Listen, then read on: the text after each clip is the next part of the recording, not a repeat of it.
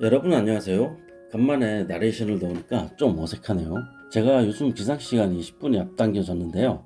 그 이유는 바로 출근 전에 이끼들 수분 보충을 위해서 분무질을 해줘야 하기 때문이랍니다. 오늘은 제가 전문가는 아니지만 지난 2달간 넘게 이끼를 키우면서 겪었던 시행착오와 주의할 점에 대한 주제로 영상을 만들어 보았습니다. 주의, 반려식물과 마찬가지로 이끼를 건강하게 키우는 법은 각자의 사육 환경, 즉 광량, 습도, 온도, 환기 등의 요인으로 저마다 다를 수 있으니 제 영상은 참고만 해주세요. 오늘의 진행 순서는 다음과 같습니다. 첫째, 제가 수집한 모스 소개 및 특징에 대해 말씀드리고요. 둘째, 모스 초보자가 주의해야 할 점 4가지에 대해 말씀드리고, 셋째, 제가 추천드리는 이끼 키우는데 필요한 바닥재의 조합, 그리고 마지막으로 제가 이끼를 키우면서 느꼈던 한계에 대해 말씀드려 보겠습니다. 먼저 이끼 소개에 앞서 제가 이끼들을 키우는 환경은 환기가 거의 되지 않는 방 안에서 키우고 있고요.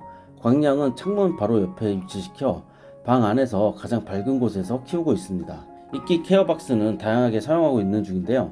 가장 많이 사용 중인 용기는 다이소 플라스틱 채반과 다이소 일회용 도시락 통, 그리고 배달 음식 식고 남은 플라스틱 용기 등에 키우고 있습니다. 자연에서 채집한 이끼는 검역하지 않고 이끼를 채집할 때 같이 딸려온 흑채로 용기에 넣어 키웠습니다. 제가 이끼를 키우면서 많은 도움이 되었던 책인데요. 제가 구한 이끼도 이 책의 도감이 모두 있어 어렵지 않게 이끼 종류도 알 수 있었습니다. 제가 현재 키우고 있는 이끼 종류는 총 19가지이고요. 먼저 제가 쇼핑몰에서 구입한 이끼 10가지 소개해 드리겠습니다.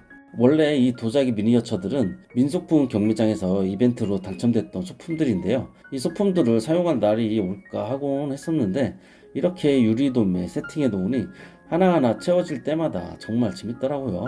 첫째, 가늘 흰털 이끼, 비단 이끼라고도 하고 완전 건조 이끼입니다. 테라리움 꾸밀 때 가장 많이 사용되는 이끼고요. 초반에 물 분무질을 너무 많이 해서 과습으로 피해를 입었던 이끼인데요. 다행히 새순이 돋아나면서 잘 크고 있는 아이랍니다. 건강하게 잘 자라는 편이기 때문에 초보자에게 아주 적합한 이끼인 것 같습니다. 둘째, 서리 이끼.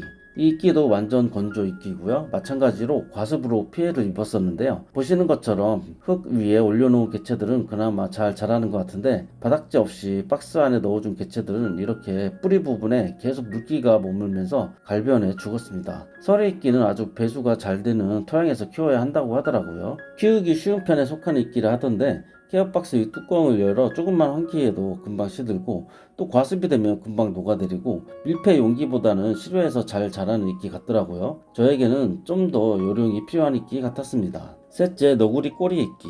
이 친구는 무조건 밀폐형 용기에 키워야 하는 이끼고요. 뚜껑을 열어놓고 몇 분만 지나도 이렇게 입이 오그라들며 시들어버려서 하루에 2번씩 분무질을 해준답니다. 넷째, 나무 이끼. 소나무 혹은 야자수 느낌이 나는 아주 크게 자라는 개체인데요. 첫인상은 키우기 상당히 까다로울 줄 알았는데 스스로 번식도 많이 하면서 의외로 건강하게 잘 자라는 아이랍니다. 떡대도 좋아 키우는 재미도 솔솔하고 적극 추천드리는 이끼입니다. 다섯째, 큰소리 이끼. 마치 가시처럼 입자가 상당히 단단한 이끼인데요. 쉽게 키울 수는 있지만 아랫부분에 갈색기가 많아 초록초록 이쁘게 키우기가 힘든 아이였습니다.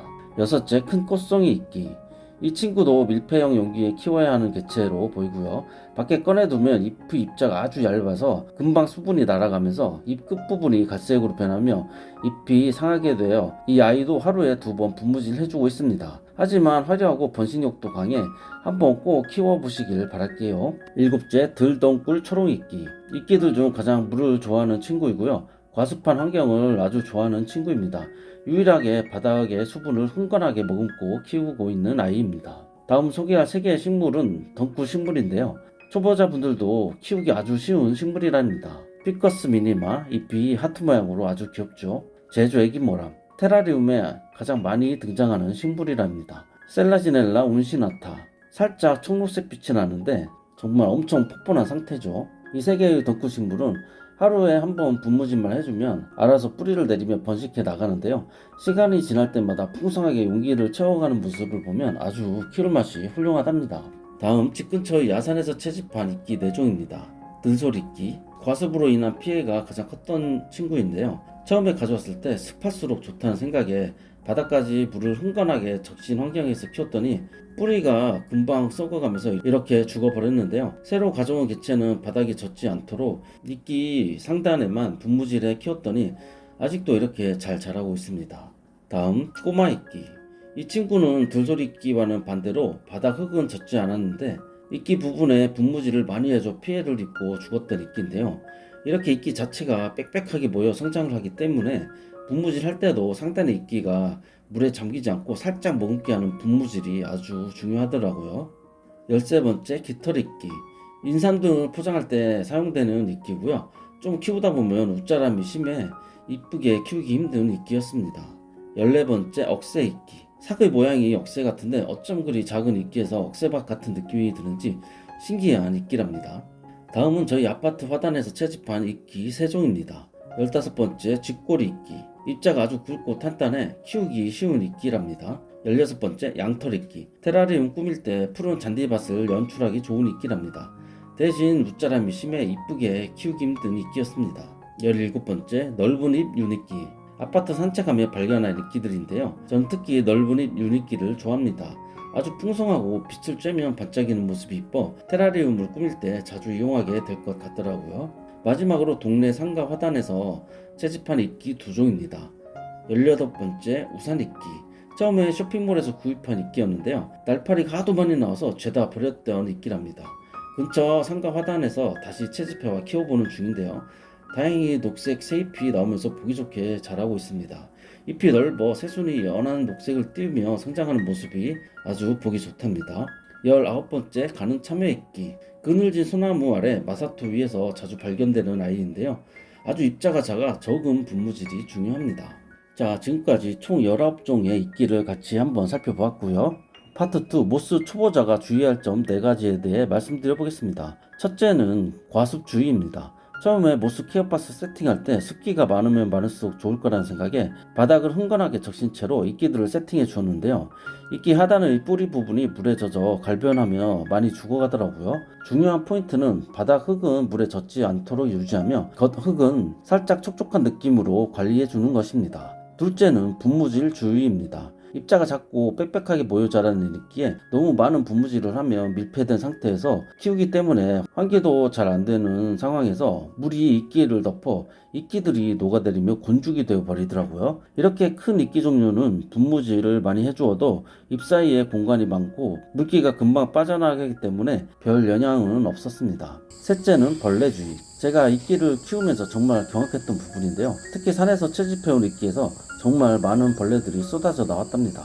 검역하지 않고 뿌리에 붙은 흙 그대로 케어박스에 넣고 키웠더니 개미는 기본이고 거미, 노린재 등이 등장하고요. 그리고 저를 가장 경악하게 했던 건 산나방인데요. 다른 곤충들은 보일 때마다 제거해 주었더니 사라지고 다시 나타나진 않았는데요. 요 좁쌀만한 검은색의 산나방이 문제였는데요. 이게 흙에 엄청 많은 알을 낳아 놓았는지 수십 마리가 부하 쏟아져 나오는데 신기한 건 이끼 케어박스 안에서도 산란하는지 주기적으로 계속 쏟아져 나오더라고요. 결국엔 죄다 폐기 처분했답니다. 쇼핑몰에서 구입한 이끼 중에서는 우산 이끼에서 많은 날파리가 쏟아져 나온 거 빼고는 다행히 나머지 이끼는 벌레가 나오지 않더라고요. 신기한 건 아파트 화단이나 상가 화단에서 채집한 이끼도 운이 좋은 건지 벌레가 나오지 않았습니다. 네 번째는 건조주의보입니다. 가정 내의 실내는 환기가 잘 안되고 많이 건조하기 때문에 이끼를 오픈된 공간에서 장시간 방치하면 잎이 금방 건조해 상하게 된답니다. 특히 서리 이끼, 너구리, 꼬리 이끼, 큰 꽃송이 이끼는 건조하게 되면 잎이 금방 오그라들면서 상하게 되니 분무 후에 1시간 이상 노출을 금해야 합니다. 파트 3, 제가 추천드리는 바닥재 조합 말씀드려 보겠습니다. 맨 하단은 테라리움용 숲과 그리고 그 위에 난석, 그 위에 분갈이 흙, 그리고 맨 상단에는 마사토를 깔아 키운 케어박스 이끼들이 가장 건강하게 잘 자라더라고요. 테라리움용 수초는 비싸기 때문에 안에 기공이 많은 난석만 사용하셔도 되겠습니다.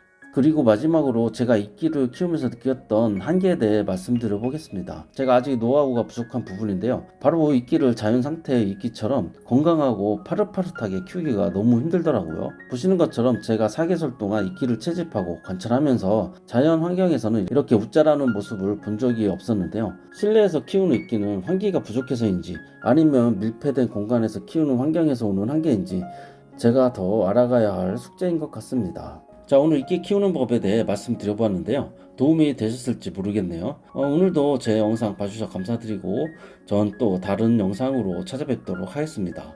그럼 모두 안녕히 계세요. 빠이빠이.